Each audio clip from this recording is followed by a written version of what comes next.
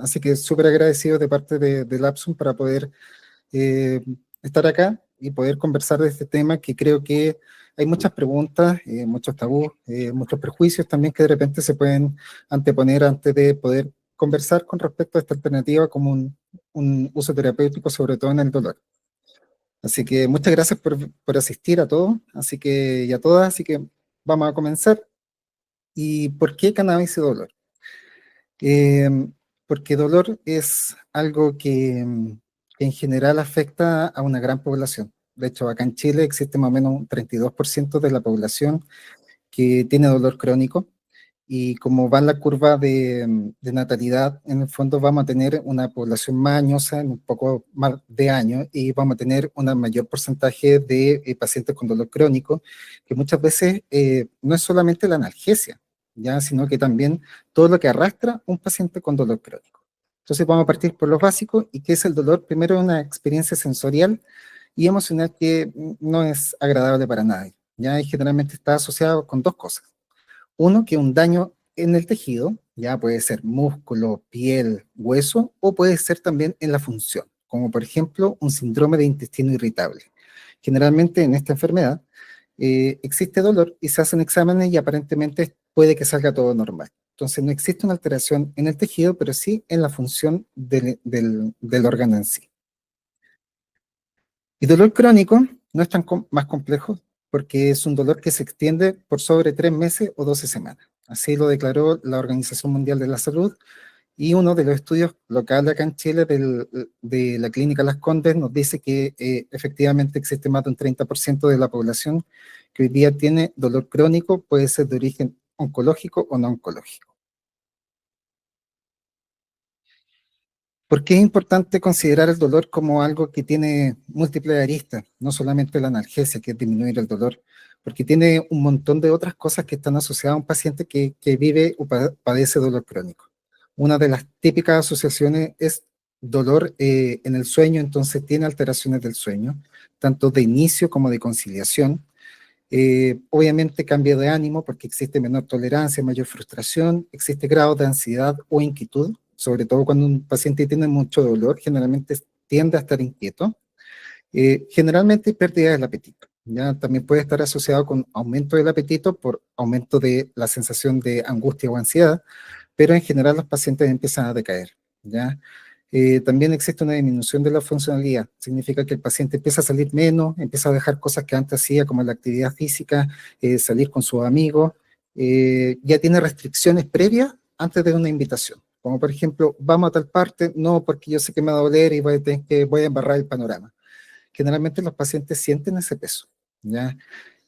Una baja autoestima porque pierden también muchas cosas, como incluso su trabajo, ¿ya? Alteraciones cognitivas cuando un paciente, por ejemplo, está mucho tiempo con dolor, no haciendo las cosas que le gusta, que le refuerzan su autoestima, generalmente el paciente decae también en ese aspecto y se ve mucho en el ámbito social. Los pacientes empiezan a desaparecer de las fiestas familiares, de las fiestas con los amigos, entonces empieza a haber una retracción a nivel social. Atrofia muscular, debido a que el dolor en general impide funciones. Un paciente hospitalizado incluso puede perder de 3 a 5 kilos de masa muscular hospitalizado. Entonces, cuando los pacientes están postrados, generalmente su masa muscular disminuye un montón, disminuyendo la fuerza, disminuyendo la estabilidad, y así el paciente también no puede hacer sus cosas básicas, incluso vestirse, asearse o bañarse. Aumento de la tensión psíquica, yo creo que todos lo entendemos. Cuando existe dolor, existe agobio mental, ¿ya? El paciente tiene muchas preguntas, incluso existenciales, cuando el dolor es severo. Existen dolores tan severos como por ejemplo un síndrome regional complejo, que es un dolor extremo en una parte de nuestro cuerpo, generalmente en una extremidad, e incluso hay pacientes que han tenido que amputar la extremidad para dejar de sentir tanto dolor, ¿ya? Entonces hay dolores que son muy complejos de tratar y que aunque uno trate con muchos medicamentos, el dolor no cede. Y también la disminución de la libido, porque los pacientes en general tienen dolor incluso en las relaciones, y eso impide muchas veces tener buen ánimo y disposición para ello. El tratamiento es multidisciplinario, y aquí en Chile tenemos un gran problema en esto. ¿Por qué? Porque generalmente se apoya el dolor, ya generalmente existen servicio de cuidados paliativos en casi todos los hospitales, pero existe un tiempo de demora que el paciente llegue y muchas veces el stock terapéutico, es decir, los medicamentos que podemos usar son bien limitados porque los pacientes tienen características específicas, como por ejemplo problemas renales, problemas hepáticos, que le impiden muchas veces usar dosis mínima o máxima de un medicamento. Entonces, una parte de la analgesia, que generalmente se ve en cuidados paliativos cuando un paciente tiene un dolor crónico. Paliativo no significa terminal, por si acaso, no pueden ser sinónimos, pero en general un paciente que tiene, por ejemplo, un problema en la espalda, una hernia, que está con todos los medicamentos, se puede mandar a cuidados paliativos para que lo vea un especialista, en el fondo, ¿ya? La rehabilitación física, que acá en Chile es pobre porque en general es costosa, ¿ya? ¿Por qué? Porque también tiene pérdidas de días de trabajo, quien los paga, y ahí también en Chile se conocen los problemas del pago de la licencia. Entonces existe un entorno social un poco adverso a mejorar el dolor crónico. El apoyo psicológico y funcional. Eh, También en Chile entendemos que la salud mental es de difícil acceso porque generalmente es costosa, ¿ya? Y si no, los medicamentos también son costosos. Y la reinserción social, generalmente los terapeutas ocupacionales que se dedican también una parte a ello, también requiere tiempo, dinero y muchas veces materiales para que el paciente se pueda apoyar, como bastones, burritos, que son materiales de apoyo para poder caminar. La analgesia. La analgesia va directamente a la disminución del dolor, ¿ya? Entonces, la Organización Mundial de la Salud, generalmente esto se propuso ya hace más de 50 años, una escala analgésica. Significa que si un paciente tiene un dolor leve, que generalmente son intermitentes, se tratan con estos medicamentos. Un dolor más severo, con otro grupo de medicamentos, y por último, un dolor severo que tenemos los analgésicos más fuertes. Y aquí hay un grave problema.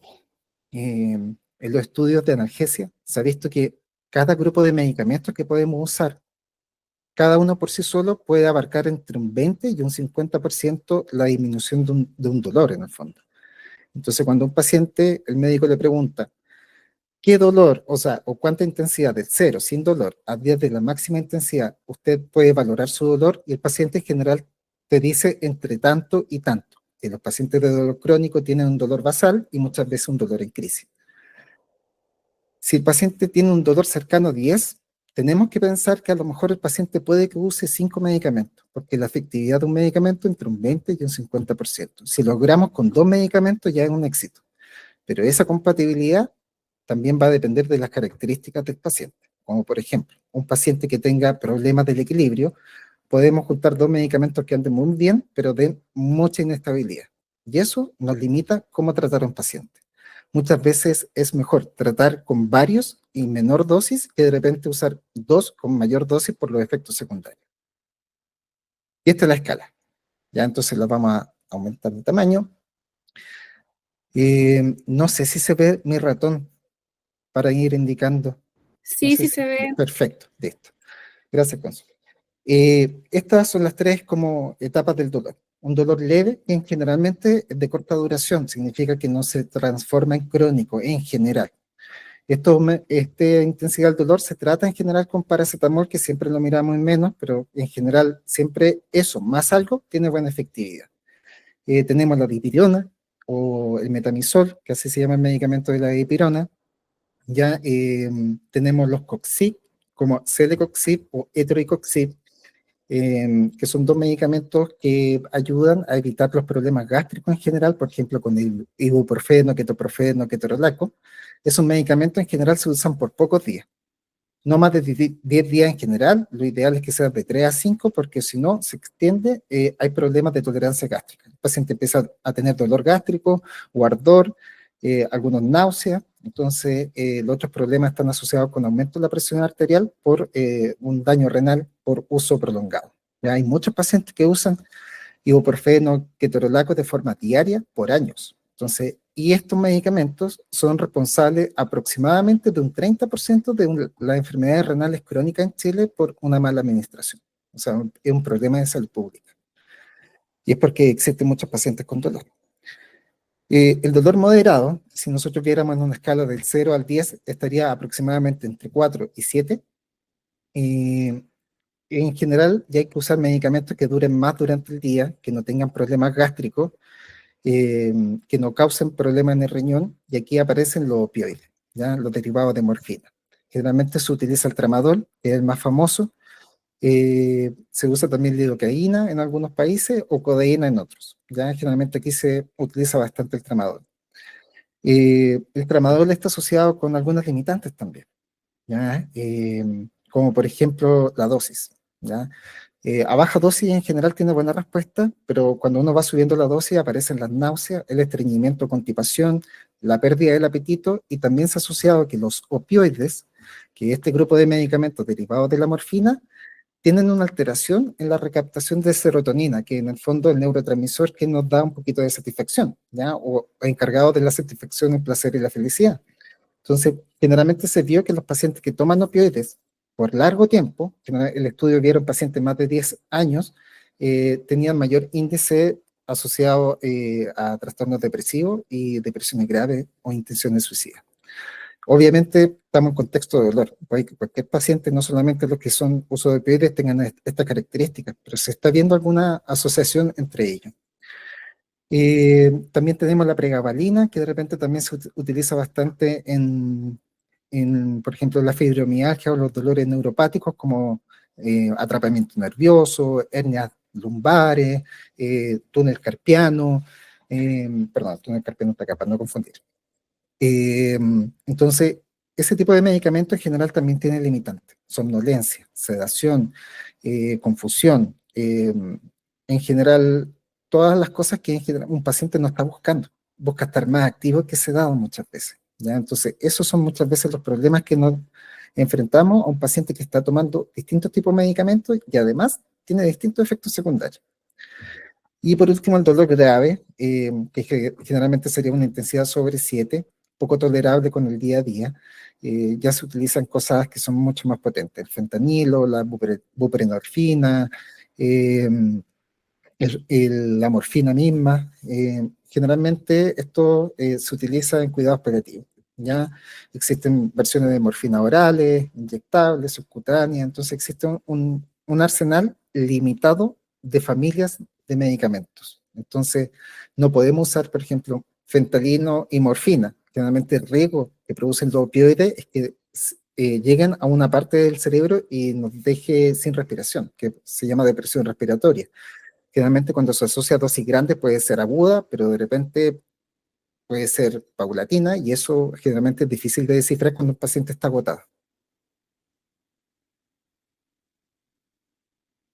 Bueno, y aquí algo importante, se me quedó. ¿Cuándo considerar los cannabinoides? ¿Ya? Eh, esto me ha tocado un poquito conversarlo en algunos congresos, algunos cursos, porque es una buena pregunta. ¿Con qué grupo comparamos los cannabinoides que puedan tener un efecto más o menos comparable para preferirlos sobre otros? ¿Ya? Personalmente creo que cuando existe un dolor moderado, ya es momento de considerar los cannabinoides, porque esta es la comparación que nosotros tenemos con los cannabinoides con los opioides. Nos vamos a fijar en cosas que son importantes. Ya el mecanismo de acción a lo mejor no es tan importante en la parte clínica, ya, aunque es súper importante en el tratamiento. ¿Por qué? Porque generalmente hay algunos tipos de dolores, como el dolor neuropático, se tiende a usar muchos medicamentos para que pase el dolor. Y en el nervio no existen tantos receptores como para ocupar tanto medicamento, entonces se llega a saturar de los receptores. Entonces yo sigo aumentando la dosis y el paciente solo va a presentar efectos secundarios más que alivio. Entonces, con los cannabinoides es un poco distinto, porque las vías nerviosas están muy llenos de receptores de cannabinoides. Entonces, muchas veces es mejor bajar la dosis del otro medicamento e instalar cannabinoides. Generalmente cuando uno parte con un paciente de dolor crónico y tiene este tipo de medicamentos como derivados de la morfina, pregabalina, venlafaxina, duloxetina, que esos son estabilizadores del ánimo, que producen también un efecto analgésico, nunca es bueno reemplazar. ¿Ya? Yo he visto de repente situaciones que me preocupan porque se hace que el paciente suspenda todo por esto, y generalmente el cuerpo no funciona así. El cuerpo tiene receptores que dependen de este medicamento y que tienen un mecanismo de activación y de inhibición, y si los retiramos de forma abrupta, vamos a producir mucho malestar en el paciente. Náuseas, vómitos, confusión, delirio, ya trastornos del ánimo, diarrea, ya entonces no es un cuadro, es como muy parecido a un cuadro de abstinencia. De hecho, es un cuadro de abstinencia. Entonces, siempre esto es algo sustitutivo de forma paulatina y siempre yo lo considero complementario al inicio. Es decir, que siempre un paciente llega con dolor a pesar de estar usando todos estos medicamentos. Por eso tenemos que complementar con el uso de cannabis para que el dolor sea tolerable y desde ahí podemos tener la posibilidad de ir manejando la dosis de los otros medicamentos para que el paciente baje la tasa de efectos secundarios. ¿Ya? Es un ascenso amable y que vamos a ir viendo también cómo se dosifica al final. La efectividad del dolor generalmente con los cannabinoides anda bien en el dolor crónico. En el dolor agudo existen estudios bien compartidos. ¿Ya? Personalmente creo que en el dolor agudo funciona más la sedación de cannabis que la analgesia de cannabis. ¿Ya? Con los opioides en general la elección es la urgencia. ¿Ya? Entonces se utiliza y tiene en general buena efectividad. ¿Ya? Los efectos secundarios y aquí entramos a preocuparnos. Cannabis puede tener efectos secundarios, incluso usos que pueden ser comparables al uso recreativo. ¿Ya? Yo he tenido casos que de repente una paciente se tomó casi un litro o medio litro de leche con cannabis como para que se le pasaran los dolores y lo pasó muy mal.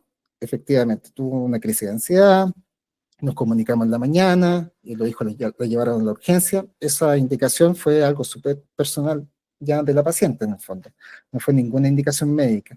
Entonces, yo creo que eso, en 10 años más o menos de estar en esto, ha sido una de las cosas más graves, ¿ya? Una crisis de pánico. Y aumentó la presión arterial, o sea, un cuadro que no fue agradable para ella. Pero con los opioides, generalmente en dosis no tan altas, pueden producir esto de la depresión respiratoria. Y en pacientes que están ya envejecidos y deteriorados, cuando uno parte con opioides, también existe el riesgo de que algo que se llama síndrome confusional agudo, que en el fondo los pacientes eh, tienen delirio, ya tienen alucinaciones, se desorientan, se pueden poner un poco agresivos, ya entonces ese es un gran problema de los opioides, ya entonces yo creo que entre lo letal y lo no letal está un poco clara la decisión cuando de repente en efectividad pueden ser algo comparable. El nivel de tolerancia, perdón, el de dependencia generalmente está asociado al uso recreativo de la planta, ¿ya? Tiene un gran factor psicológico en el fondo, ¿ya? La dependencia por cannabis generalmente está asociada a un 70% de una dependencia psíquica y un 30% de una dependencia física, ¿ya? Los opioides no, tienen más dependencia física y generalmente esa es mucho más notable. ¿Por qué? Porque duran poco en el organismo. ¿Ya? En cambio, los cannabinoides llegan a durar hasta 6 semanas en el organismo. Entonces, cuando un paciente con dolor crónico suspende el medicamento, en general no tiene esta dependencia del cuerpo a tener más cannabinoides. ¿Por qué? Porque se van liberando de forma progresiva. La tolerancia en general también está asociada más al uso recreativo. Yo tengo pacientes por lo menos 2, 3 años, generalmente incluso con la misma dosis, y cuando un paciente empieza a subir mucho, generalmente tiene que ver con una cosa también psíquica, o neurológica, mejor dicho, que es la saturación de los receptores CB1, que están en la corteza prefrontal. ¿Ya? Entonces, generalmente, por ejemplo, la sedación tiene que ver con eso, y los pacientes se hacen tolerantes y necesitan más gotas para dormir. Yo tengo una planificación con los pacientes que yo suspendo el medicamento 72 horas o la indicación 72 horas porque eso es lo que se demora el receptor CB1 en renovarse. Entonces generalmente después baja la tolerancia y no es necesario estos detox de 6 semanas, 6 meses como para ese objetivo, ¿ya? Y el desarrollo de la tolerancia en los opioides es bien rápido. Ya nosotros, de repente, en 3 meses un paciente se puede volver dependiente del tramador y si no tiene el tramador, de verdad lo pasa mal, ya con angustia, ansiedad, insomnio. Entonces, eh, eh, durante el trayecto de unos pocos meses, unas pocas semanas, el paciente puede causar esta sensación. Ya, ¿cómo partir? Ya, lo más importante, como siempre ha sido o debiera ser en una consulta médica, es el paciente. ¿Ya? ¿Qué edad tiene? ¿Por qué viene? El contexto social. Eh, eh, ¿Qué más? Bueno, los medicamentos que usa. Entonces, el paciente, uno parte, yo me tomo más o menos una media hora para estar con un paciente porque en 15 minutos a mí me cuesta mucho trabajar. Entonces, conversamos, qué es lo que hace de su vida. porque eso también es súper importante, el contexto laboral muchas veces, el contexto familiar, social, ya sus hobbies, ya sus antecedentes médicos, que son las típicas preguntas fome de una consulta, alergias, medicamentos, cirugías, eventos traumatológicos, ¿ya? Y una cosa súper importante, ¿ya? Si ha tenido experiencia con cannabis, ¿ya? Eso es una pregunta que yo le doy una valoración súper personal, porque uno de las peores cosas en un tratamiento es que el paciente lo rechace por un efecto secundario. Entonces, si un paciente muchas veces, y generalmente en Chile, tiene la mayoría, y me ha sorprendido de repente adultos mayores que me dicen que fumaron mucho tiempo de su vida, eh, que ese antecedente nos sirva como para entender de que el paciente es tolerante al THC, ¿ya? Yo tengo como una separación a aquellos pacientes que lo han pasado mal, que han tenido incluso experiencias traumáticas con el uso incluso recreativo de la planta, y en esos pacientes tengo más cuidado de instalar el THC. Si lo instalo, es de forma progresiva y lenta, nunca de forma aguda. Y otros pacientes que incluso pueden ser usuarios constantes de THC. Y esos pacientes, yo ya tengo un poco la confianza de que un poco más de THC, lo más probable es que lo tolere bien y no le dé una crisis de pánico, por ejemplo. ¿Ya? Una cosa súper importante también es ver cómo va a acceder el paciente. Hay pacientes que ya tienen preferencia en el fondo. Ya, por ejemplo, yo quiero cultivar, yo quiero ir a una asociación, dispensario, yo quiero ir a la farmacia. Entonces, en general, el paciente elige. Yo por lo menos le doy información sobre las 3 vías de cultivo. Y el paciente va a decidir, según las características, los pros y los contras, lo que lo conversamos en la consulta, el paciente decide cuál es más factible para él. La mayoría de los pacientes que son adultos mayores o aquellos pacientes pediátricos, yo personalmente prefiero partir con la farmacia, porque eso nos da un poco la pauta de qué relación con THC o CBD, que son los principales cannabinoides que trabajamos, le puedan dar mejor. Y aquí viene algo que el doctor Clemente también trajo a la palestra. Esta es una publicación de un doctor que se llama Ethan Russo. ¿Ya? Es un doctor que ya lleva años en esto, ha sacado muchas publicaciones y esto más que enredarlo, lo vamos a conversar. ¿Ya? Existen distintas formas de cómo administrar cannabinoides. Y existen algunas que son más efectivas y otras que son, por ejemplo, más rápidas y otras que son que tienen un nivel más pleno durante el día, ya o más estable. Entonces, por ejemplo, la vía de administración, vamos a partir con la no fumada, vamos a dar algunas cosas de lo fumado. Generalmente con nosotros cuando lo fumamos se pierde casi el 50% o más de los cannabinoides que nosotros estamos buscando. Y un efecto importante es la temperatura. ¿Ya? Cuando se produce combustión, lo que queremos buscar es delta 8 tetrahidrocannabinol, pero por efecto de la temperatura pasa de la versión cruda que se llama, o THCA, ácido tetrahidrocannabinólico, pasa directamente a otra molécula, que se llama CBN o cannabinol, que pasa por sobre los 200 grados. Entonces, por eso se recomienda vaporizar, para poder controlar ese límite. Porque el CBN muchas veces a los pacientes le ayuda. Dicen, mira, yo fumo y me ayuda con el dolor. Sí, pero el CBN tiene un efecto un poco distinto al del Tahuatl o al THC que estamos buscando. Porque el CBN produce sedación y sedación también produce analgesia. Entonces muchas veces la sedación disminuye la intensidad del dolor, pero no por un efecto analgésico directo, a diferencia del delta 8, y sí tiene receptores en los receptores, o sea, tiene afinidad con los receptores del dolor directamente. Entonces cuando se vaporiza, generalmente el efecto es mucho más corporal que mental. Cuando se fuma, el efecto es mucho más mental y también tiene un toque corporal, pero generalmente son distintas intensidades. Entonces por eso uno generalmente tiende a ocupar la vaporización y también por otras cosas, que son generalmente los derivados de la combustión. Ya fumar en bong o en pipa, que tampoco tienen papel, da lo mismo, porque en el fondo estamos buscando evitar que la temperatura cambie la composición química de lo que estamos buscando. ¿Ya? Y bueno, está asociado a bronquitis crónica. Ya no a cáncer pulmonar, hay algunos estudios que lo asocian con cáncer pulmonar, pero generalmente son estudios observacionales en Europa, significa que miraron una población cómo se comportaba, y en Europa está como la costumbre de fumar cannabis con tabaco, que le dicen split, ¿ya? Así que generalmente esos estudios están intervenidos con tabaco en la observación. La vaporización es súper importante, un buen vaporizador, los buenos vaporizadores, tengo entendido que hay pocas marcas en el fondo con un respaldo médico, ¿ya? Una de ellas creo que es Dr. Bickel y que es una marca alemana, son vaporizadores que no son económicos, pueden costar sobre los 250.000 pesos un vaporizador, pero merecen generalmente la pena, tienen una larga duración y extraen con una gran potencia para poder aprovechar la mayoría de los cannabinoides. Ya muchas veces uno puede comprar, a mí me pasó muchas veces que compré un vaporizador barato y muchas veces la suma de todos esos vaporizadores ya merecía la pena considerar uno de calidad médica en el fondo. En Austria, en Alemania, eh, esta marca, en general, si un médico le indica cannabis a un paciente, en Alemania, por ejemplo, la aseguradora de salud le entrega un vaporizador de esta marca, ¿ya?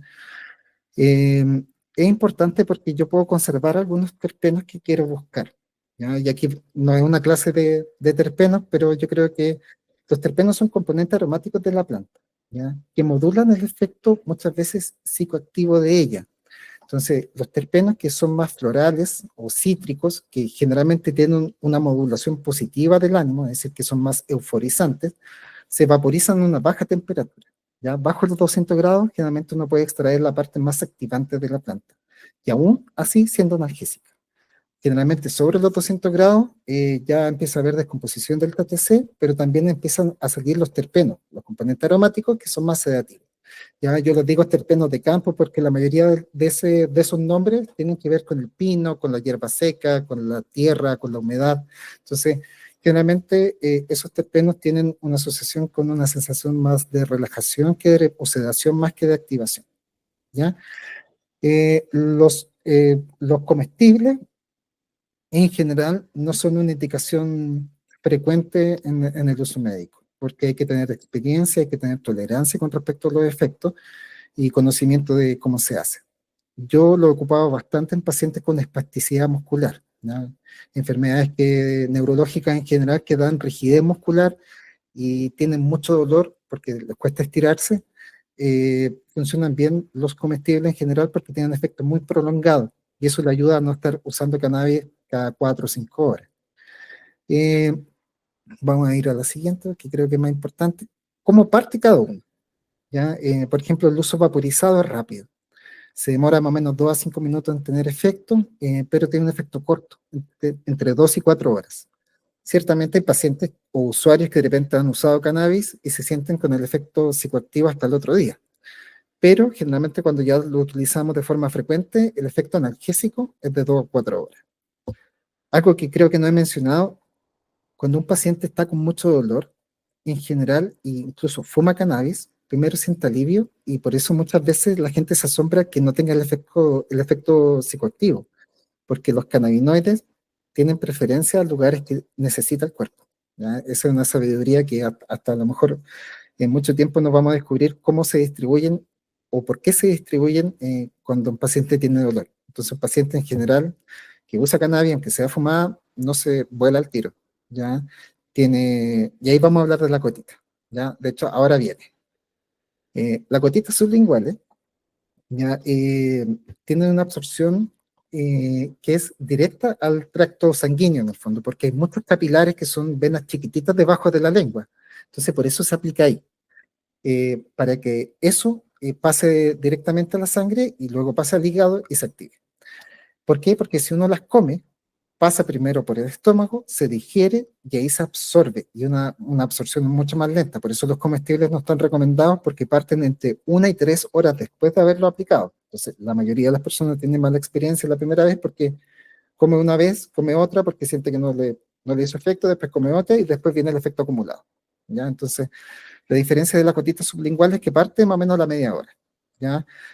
Por eso podemos ser más confiables en el inicio, ¿ya? Del efecto, a diferencia de los comestibles, ¿ya? Que de repente si uno no comió mucho el otro día y come en la mañana, el efecto es mucho distinto en ayunas que de repente con un alimento. Y vamos a ver por qué. Eh, el efecto sublingual dura entre 6 a 8 horas. Eso igual va a depender, ¿ya? Hay pacientes oncológicos que lo necesitan cada 4, pero eso también va a depender de la respuesta.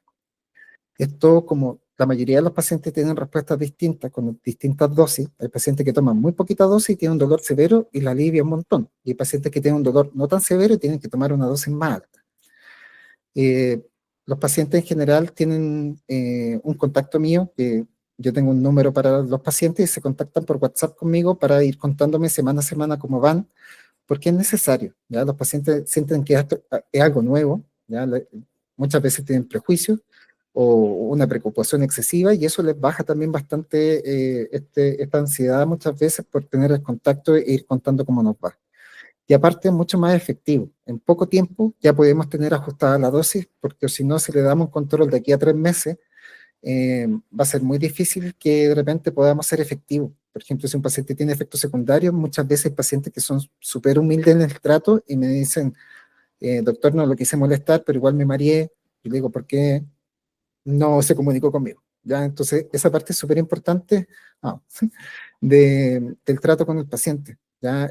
Yo me dedico mucho con el paciente, entonces de repente incluso las redes sociales las tengo bastante botadas porque de verdad el paciente como con la dedicación, uno también se cansa bastante. De repente los pacientes oncológicos que de repente uno atendió la semana pasada, te hablan el fin de semana, de repente es bueno considerar que si uno se va a dedicar a esto, tener esa disposición como de poder, eh, mi número hasta el final, eh, de poder ser un poquito más empáticos con la situación, ¿ya? Eh, por último, el uso tópico, que encima de la piel, está asociado generalmente a dos cosas grandes, así como dos familias de enfermedades. La atopía, que son las alérgicas, y la dermatosis, o por ejemplo la psoriasis, la dermatitis seborreica. Entonces, esas enfermedades generalmente andan bien. ¿Ya? Yo tengo hartos pacientes con psoriasis que andan súper bien con crema. ¿Y qué crema? ¿Ya? ¿El THC sirve para la piel? No tanto, a menos que la piel duela, por alguna razón.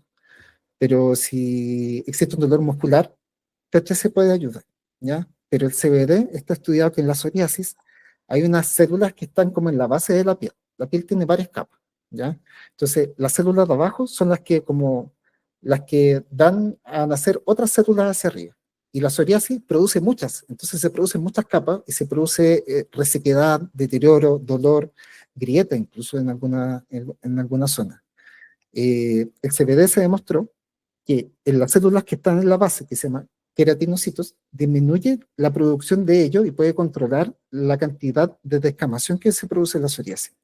Por eso en general los pacientes tienen buena respuesta a CBD, y como CBD también no tiene efectos secundarios en general en la piel, yo nunca he visto una alergia por CBD en piel, eh, andan súper bien.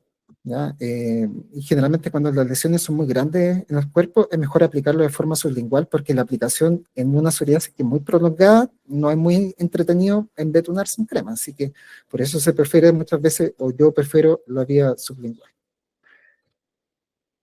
Este es el resumen de más o menos lo que le he chamullado todo este rato. ¿Ya? ¿Qué me fijo para indicar cannabis? ¿O qué tipo de cannabis? ¿Ya? ¿El paciente tiene experiencia previa?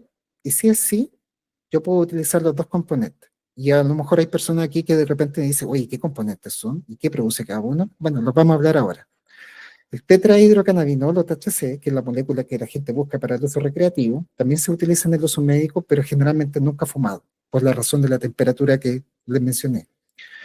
Entonces, este THC tiene los siguientes efectos comprobados. No son muchos, ¿ya? La gente cree que es la panacea para todo, pero no son muchos. Primero, el dolor crónico en adultos, ¿ya? En pediatría también se ha demostrado evidencia, pero no el nivel de precisión de los estudios en adultos.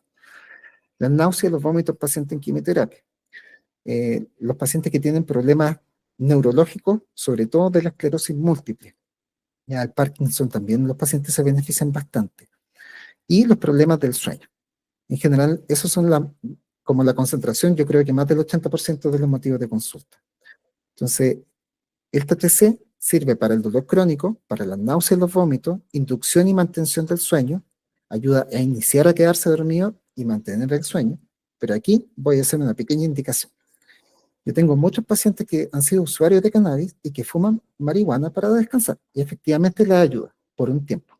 Pasan un par de años y los pacientes empiezan a tener deterioro de la calidad de sueño, y generalmente por intervención de los cannabinoides.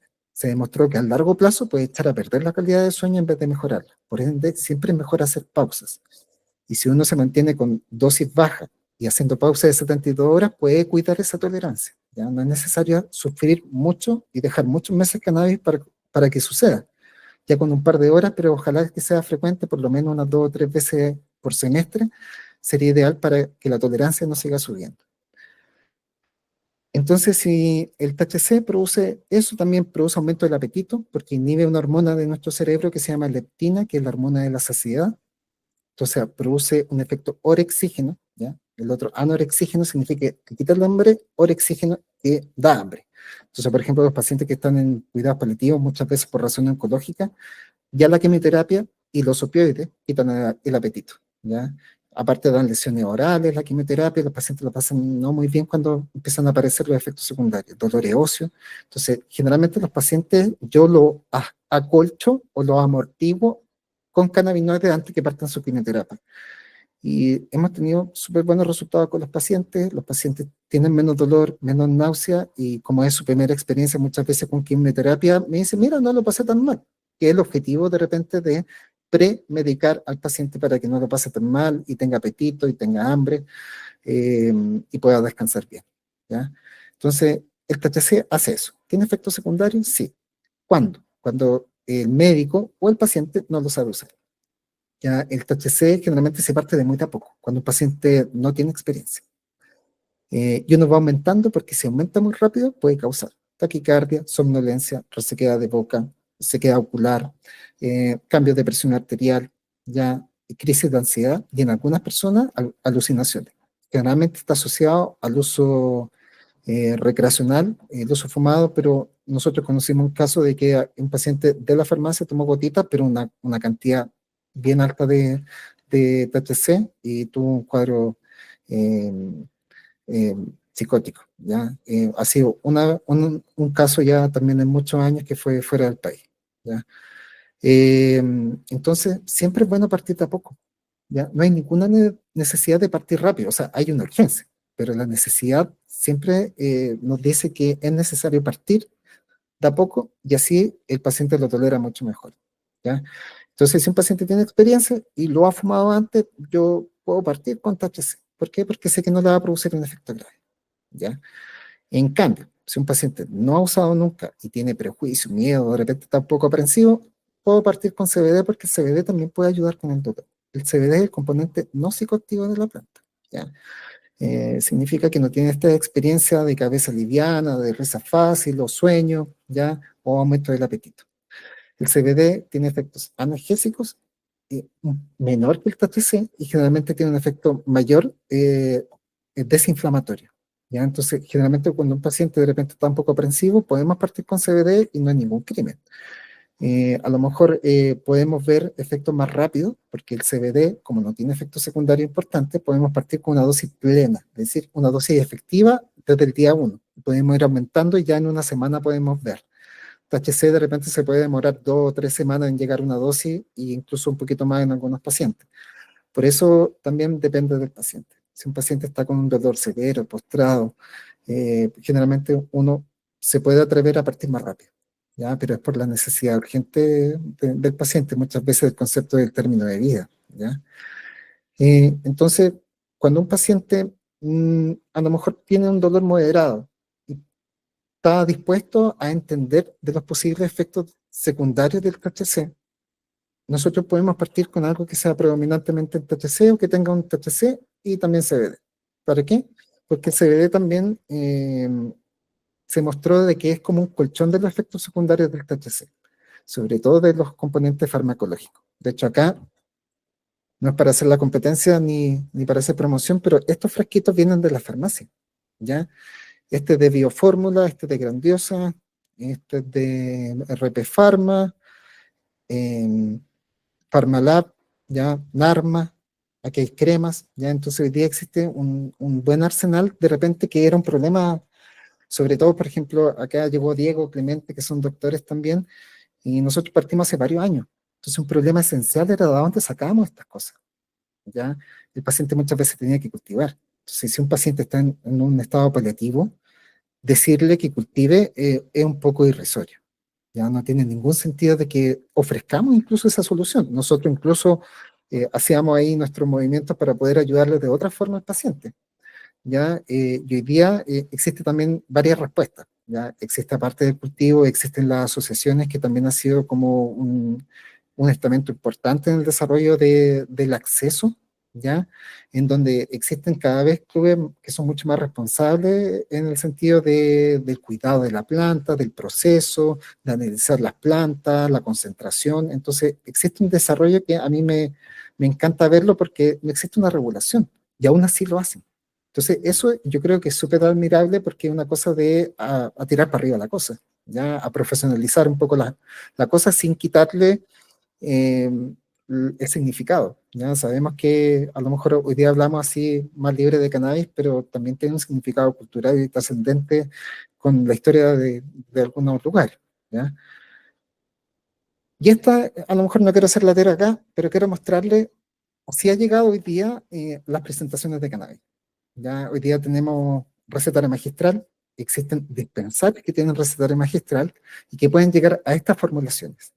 Una de las cosas que estaba en contra de cannabis medicinal era, ¿pero qué le estoy dando? ¿Cuál es la concentración? No sabemos, esto no es medicina, porque obviamente esos son los conceptos con que se trabaja la ciencia hoy en día, ya con protocolos, estudios médicos, y hoy día ya tenemos esta respuesta. ¿Ya? Entonces podemos nosotros dosificar en base a un producto, ¿ya? Por ejemplo, este tiene 10 miligramos de THC y 10 miligramos de CBD. De hecho, aquí justo tenemos ese. Entonces, por ejemplo, ¿con cuánto parto? Yo ya puedo calcular. Esto generalmente viene en gotario. Cada ml son 20 gotas. En general, hay gotarios más, un poco distintos, pero es una norma bien general. Entonces, si tengo en un ml, tengo 10 de THC y 10 de CBD, por gotita tengo 0,5 miligramos de THC. Entonces, así ya podemos tener una noción, sobre todo en pacientes que están más frágiles, de entender qué le estamos dando y así esperar cierto efecto o también de repente si tiene un efecto secundario a quién atribuir, ¿ya? Y eso también es súper importante porque existe algo que en la consulta ha tomado yo creo que más importancia con el tiempo, que son las interacciones con los medicamentos, ¿ya? Hoy día se ha demostrado interacciones directas entre, por ejemplo, venlafaxina y cannabinoides. Entonces, por ejemplo, esas cositas muchas veces es lo que corresponde a la consulta médica. ¿Ya? Las cosas que son más finas, porque de repente los adultos que podemos tolerar y que hemos usado cannabis, si de repente nos pasan un macerado y nos dijeron por ahí, o un aceite, nos dijeron cómo ahí, cómo se hizo, a lo mejor podemos tolerar los efectos si aparecen algunos efectos secundarios. Pero generalmente un paciente que tiene riesgo de caída, un paciente pediátrico, un paciente que esté saliendo de cuidado intensivo, un paciente con un infarto previo. Esas son responsabilidades que muchas veces las personas es bueno que consulten, ¿ya? Porque tiene una gran responsabilidad ese tipo de pacientes. ¿Ya? El resto yo creo que incluso existe una parte de la población que se automedica cannabis y que tiene una buena percepción de ello y no ha tenido mucho problema. Pero hay pacientes y generalmente este tipo de alternativas va dirigido a esos casos, ya los casos que de repente tienen muchas aristas que evaluar y es necesario que alguien se haga responsable del tratamiento. Entonces aquí le voy a dar un poco la lata de cómo se parte, ya porque le dije, por ejemplo, de ese preparado, y en general los preparados tienen de 0,5 a 1 miligramo de THC por gota, ya. Entonces ya sabemos más o menos la dosis con que partir. La literatura nos dice que hay que partir entre 1,5 y 2,5. 2,5 el paciente que no tiene mucha patología y que a lo mejor no se va a caer, y 1,5 miligramos al paciente frágil. Entonces, por ejemplo, de ese preparado podrían ser de 1 a 2 gotas para partir. Y si es gota, la gota dura entre 6 a 8 horas. Su próxima dosis serían 8 horas, entonces sería 3 veces al día. Es una forma de partir. Se puede partir una vez en el día. Acá en la publicación del doctor Russo nos dicen que partamos una vez al día. Yo parto una vez en la noche, ¿ya? Porque como cuando tiene THC el producto, aprovecho el efecto somnífero del THC para que también el paciente despierte con menos dolor, despierte con más apetito. Y si hay somnolencia, sea un efecto secundario deseado. Es decir, que yo le ayudo a dormir al paciente. Y cuando conversamos con los pacientes, la mayoría, yo creo que más del 95% dice, mira, yo lo que por lo menos quiero es descansar. ¿Ya? Entonces, el dormir es esencial y una de las primeras necesidades de un paciente con dolor crónico no manejado. ¿Ya? Y aparte el medicamento dura entre 6 a 8 horas, que es lo que corresponde más o menos dormir en el día, ¿ya? Para funcionar. Entonces este sería como un ejemplo. A lo mejor yo me entiendo súper bien y ustedes no lo entienden, pero esta escala EVA, que está del 0 al 10, es la intensidad del dolor que el paciente tiene. Entonces, acá es la intensidad del dolor. 0 sin dolor, 10 máxima intensidad. Y el otro son los horarios del día, ¿ya? Entonces, ¿cómo se maneja un paciente con dolor crónico? Un dolor crónico tiene un dolor basal y un dolor en crisis muchas veces. Hay pacientes que tienen las crisis bien alejadas y hay pacientes que tienen las crisis, por ejemplo, bien acercadas o bien cerca y por varios días. Ya, por ejemplo, la fibromialgia. De repente yo no he escuchado crisis, de repente que sea menor a 5 a 7 días y pueden venir un par de veces al mes. ¿Ya? Entonces, ¿cómo se maneja ese tipo de dolor? Generalmente las gotitas ayudan a bajar el dolor basal. ¿Ya? Esa línea mínima que tiene el paciente, las gotitas ayudan a bajar. Pero aún muchas veces el paciente presenta crisis. Y la crisis muchas veces se puede manejar mejor con el vaporizador que con un aumento de gotas. ¿Por qué? Porque el dolor agudo sobre crónico significa una crisis de dolor, siempre se trata al inicio del síntoma. Es decir, que cuando va apareciendo la crisis hay que atacar ahí el dolor, porque cuando lo atacamos, cuando está en el pic del dolor, la efectividad de los medicamentos es casi nula. ¿Ya? Entonces, el dolor siempre, cuando un paciente se conoce, percibe que de repente viene el dolor. Y ahí el paciente generalmente puede vaporizar si es que lo tolera, muchas veces si no, aumentamos más 2 en general, que es un número de seguridad en el fondo para que el paciente no utilice más gotas si es que tiene dolor, ¿ya? Así que más o menos eso sería, ¿ya? Yo sé que a lo mejor es algo, yo lo apunté a que una cosa bien transversal, eh, para que pudiéramos a lo mejor tener una conversación o aclarar algunas dudas. Eh, con respecto a la legalidad de esto, la última ley que se modificó fue el año 2023 y simplifica que el autocultivo tiene necesidad en el fondo, tiene una necesidad del paciente y del médico, ¿ya? Del paciente vamos a hablar. Si el paciente tiene una receta médica y un diagnóstico que sea tratable con cannabis, el paciente puede cultivar. ¿Cuántas plantas? No lo dice. Si la puedo cultivar afuera o adentro, no lo dice. Pero en general, hoy en día han bajado mucho los allanamientos, pero siguen existiendo, ¿ya?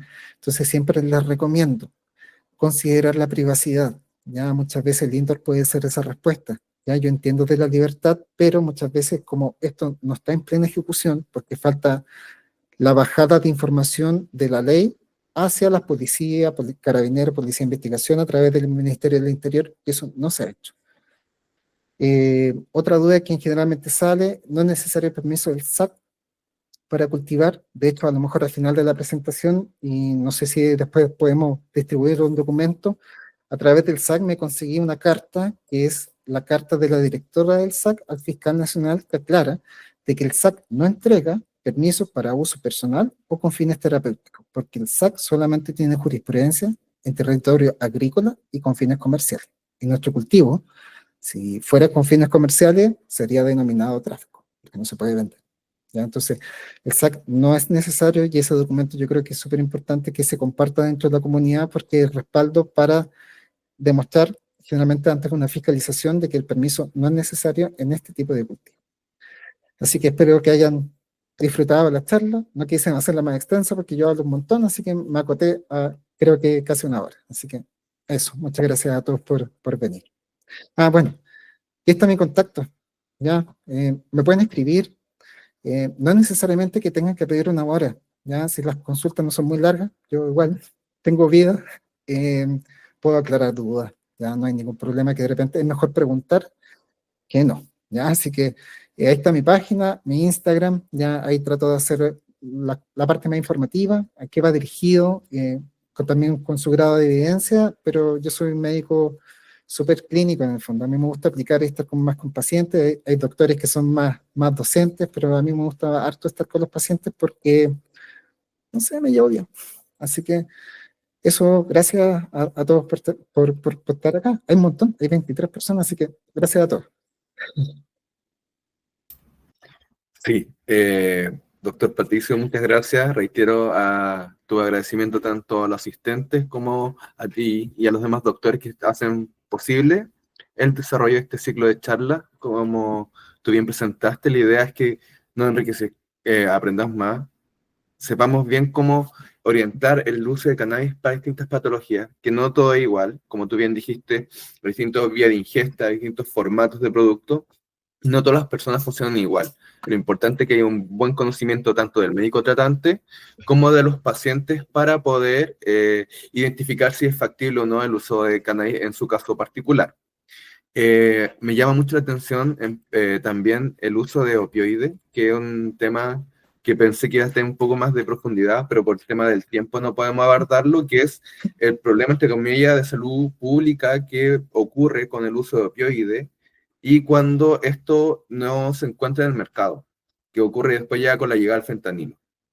Eso es un problema de salud pública que en Chile no lo estamos viendo venir, pero ya se han reportado algunos robos de fentanilo de hospitales, desde clínicas, el uso ya de ketamina. Entonces estamos hablando de un uso de sustancias que, por un lado, no son netamente para el dolor, pero sí puede provenir desde pacientes que usaban inicialmente, no sé, Sí, no sé de qué. hecho en Estados Unidos hay como un promedio de 100.000 muertes intrahospitalarias por opioides, por uso médico. ¿Ya? Imagínate esta pandemia de fentanilo está súper descontrolada y efectivamente, bueno, lo que tú nombraste, un anestésico en el fondo que es para cambiar los estados de conciencia, que es la ketamina, eh, hoy día por lo menos se ha demostrado que también ha sido de utilidad para los dolores complejos. Ya, de hecho, acá en pacientes en Chile hay varios pacientes, incluso hay una clínica que administra ketamina para ciertas patologías. Doctor Clemente, no sé si quiere dar alguna No, opinión. Quiero agradecer a Pato por esta exposición, está pero increíble, aprendí mucho, o más bien como que resume muy bien lo que hacemos en la terapia y también agradecer a Dafsan por la instancia que está generando. Y no, comentar algo también súper importante, agregar algo a la presentación que hice Patricio, que al final el dolor crónico, el dolor en sí es subjetivo. Entonces, una respuesta muy interesante que veo en la consulta, y probablemente Patricia también lo ve, es que de repente los pacientes dicen mucho que con el uso de cannabis eh, se les olvida que tiene dolor. Tienen el dolor, lo siguen sintiendo, pero lo que más le aqueja, como por ejemplo el dormir mal, o ansiedad, o la depresión que le puede producir el dolor, se ve mejorado con cannabis, no tanto así el dolor per se, y eso los hace más funcional. Entonces son gente que vive con dolor. Un concepto muy, muy lindo que genera el uso de cannabis medicinal es que la gente sabe que es enferma, que tiene una enfermedad, pero no por eso es enferma. claro, Entonces, la conciencia de enfermedad en el fondo. claro, entonces se habla mucho en este contexto de los efectos negativos, o sea, negativos, perdón, efectos adversos que puede producir la somnolencia. Perfecto, usémoslo a favor nuestro. Exacto. Entonces, y eso también es muy interesante en los otros usos que puede tener cannabis. Así que muchas gracias por la instancia, Pato. Muy buena No, presentación. gracias, Muy Clemente. buena. Sí, oigan, pidan hora con Clemente también. Es mi médico. Sí, no, de hecho hay cosas que son interesantes que de repente a lo mejor podríamos considerar en otra instancia, como por ejemplo el último estudio que salió en enero, creo, de este año, que habla de morfina y terpenos. No todo es THC y CBD, ¿ya? Entonces se demostró que en un grupo de pacientes le administraron morfina y los componentes aromáticos de la planta, que tienen interacción también con los receptores cannabinoides. Y se demostró casi un 30% de disminución de las dosis de opioides solamente administrando terpenos. Entonces, esto del sistema endocannabinoide, que en el fondo, en nuestro sistema, nuestra, como dice Clemente, yo creo que también todos lo decimos los del grupo, nuestra marihuana interna en el fondo, nuestro grupo de receptores y moléculas que están asociados a este sistema, eh, es súper importante como estimularlos, porque muchas veces incluso hay pacientes que de repente llegan a la consulta y debido a estilos de vida en general o conducta, tienen su sistema endocannabinoide muy apagado por mala alimentación, de repente la falta de actividad física o sedentarismo, que es lógico en ese paciente, pero muchas veces hay que corregir algunos hábitos, apagar la tele en la noche, no dormir con televisión, comer lo más sano posible, y hay que hacerlo práctico, ¿ya? Porque de repente No sé, si uno va a la nutricionista y con suerte tuvo el dinero para pagar la consulta y la minuta sale 100.000 pesos más de lo habitual, es poco práctico. Entonces muchas veces eso hay que aterrizarlo a cada paciente. Así que los terpenos se reciben en todos los formatos de consumo. No, ¿ya? Hay algunos, por ejemplo, los de la línea farmacéutica, en general no tienen terpenos asociados. ¿Por qué? Porque son extracciones aisladas de los componentes, ¿ya? Muchas veces viene THC, viene CBD y algunos cannabinoides, pero de terpenos generalmente no viene nada. Eh, ¿Es una pena? Sí, pero nosotros que estamos acostumbrados a solamente trabajar con el autocultivo, las donaciones de la gente buena onda por ahí que quería ayudar a un paciente, o sea, ya es un paso bien alto, pero yo creo que de hecho, existen algunos vaporizadores, me voy a permitir, yo creo que también Lapsum tiene algo parecido, que son estos. Estos vaporizadores, este es de farmacia. Ya existen dos farmacias que lo hacen, Biofórmula y Narma, eh, y se puede agregar terpeno. Son limitados. Existe de amnesia y de Uyikuch. Amnesia es más estimulante, Uyikuch es más relajante.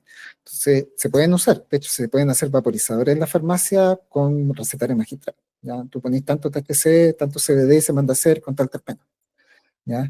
Entonces, es una alternativa sobre todo en pacientes. Yo tengo pacientes con, la mayoría de mis pacientes tienen algo generalmente relacionado con lo oncológico.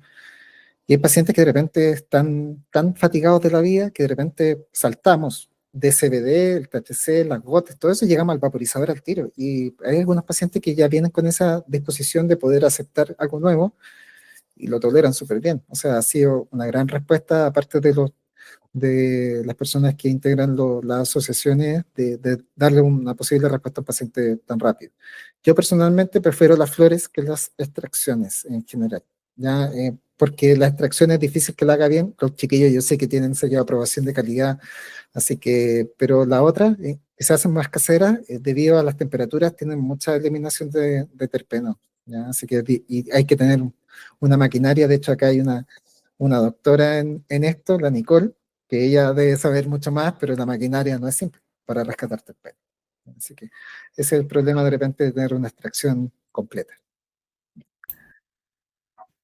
Si alguien tiene más dudas, consultas, No, puede, de nada. gracias, sí, doctor. Muy completa tu respuesta. Me gusta que puedas darle más que solo el dato, sino que el contexto para que la gente pueda entender, porque nos hemos dado cuenta que falta bastante bajada de conocimiento hacia el público general, hacia las personas que le interesa el uso de cannabis para el dolor crónico, y tu respuesta me gusta mucho porque son súper completas. No, gracias, Seba.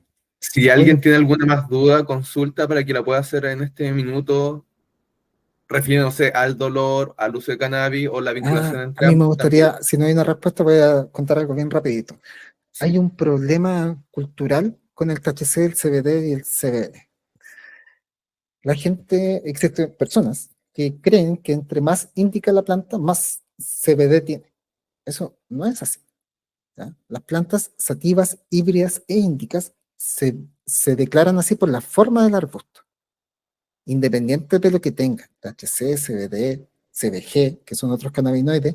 Entonces, lo sativo y lo índico va a depender de la forma del arbusto. Hoy día incluso se está viendo nuevas clasificaciones de que estos sativos que son chistosos y los índicos que son relajantes, no siempre es así. Hay personas que de repente utilizan una cepa índica y le produce un poquito más de euforia. Hay pacientes que usan una cepa sativa y le da más somnolencia.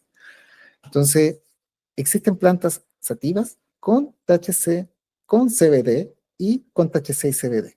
Y eso generalmente lo dice la semilla. Existen plantas híbridas que dan una sensación como más que de euforia o sedación, una sensación más de tranquilidad, que tienen THC, tienen CBD y otras que tienen combinado. Y las índicas también. Entonces, no necesariamente las índicas, si uno las deja madurar más, no van a tener más CBD, van a tener más CBN, que se llama cannabidiol, que es narcótico sedativo. Y eso no es el efecto del CBD. El efecto CBD generalmente es un efecto ansiolítico. Baja la ansiedad, pero sí producir sedación. Es distinto al THC, que lo dejaron más tiempo de lo normal y se convirtió en un proceso de oxidación. En el fondo se desintegra un poquito más la molécula y se transforma en este componente que es sedativo. Entonces, que también puede ser utilizado a favor. Yo creo que lo que dice Clemente es siempre positivo, si tengo algo negativo, lo utilizo a mi favor para que esta cuestión tenga una terapéutica en el fondo. Entonces, por ejemplo, si yo tengo insomnio, de repente quiero una planta un poquito más que aletargue, yo puedo dejar una planta índica un poquito más pasada cuando empiezo a ver los tricomas y los tricomas están más blancos, están más miel, lo dejo un poco más miel y puede tener un efecto más sedativo como en general. Así que eso también es una aclaración con sativa híbrida, THC, CBD y todo eso, porque de repente dicen, no, es que yo fumo índica y es puro CBD. ¿Y qué estás fumando? Una cepa súper sí, súper alta de THC. Y es como que una cosa que me he topado harto, ¿ya? Incluso con personas que de repente a lo mejor yo asumo que saben, ¿ya? Así que eso. Para darle el apoyo a lo que estás comentando, acabo de dejar en el grupo de opiniones, de comentarios de la conferencia de hoy, del Meet, el link del paper donde se explica científicamente lo que estás diciendo tú, donde sativa índico no tiene una correlación en el quimiotipo. Exacto. Sativa índico es una descripción fenotípica de cómo se observa el desarrollo estructural de la planta o de las flores. Y luego el quimio-VAR tiene que ver con los principios activos generados en los tricomas, que no hay una correlación. Antes sí se creía eso, pero actualmente ya el avance científico y del reading nos ha dado a demostrar que ya no existe una correlación tan directa. Y Sí, no es una opinión, no hay un estudio detrás y le dejamos el paper y cuesta mucho ir avanzando porque existe una estructura de conocimiento que ha fijado estos parámetros desde hace, no sé, 20, 30 años. Entonces, sí. echarlo a andar nuevamente es un poco más difícil, para eso es importante que la bibliografía internacional que apoya estos avances esté ahí disponible para todos ustedes. Fue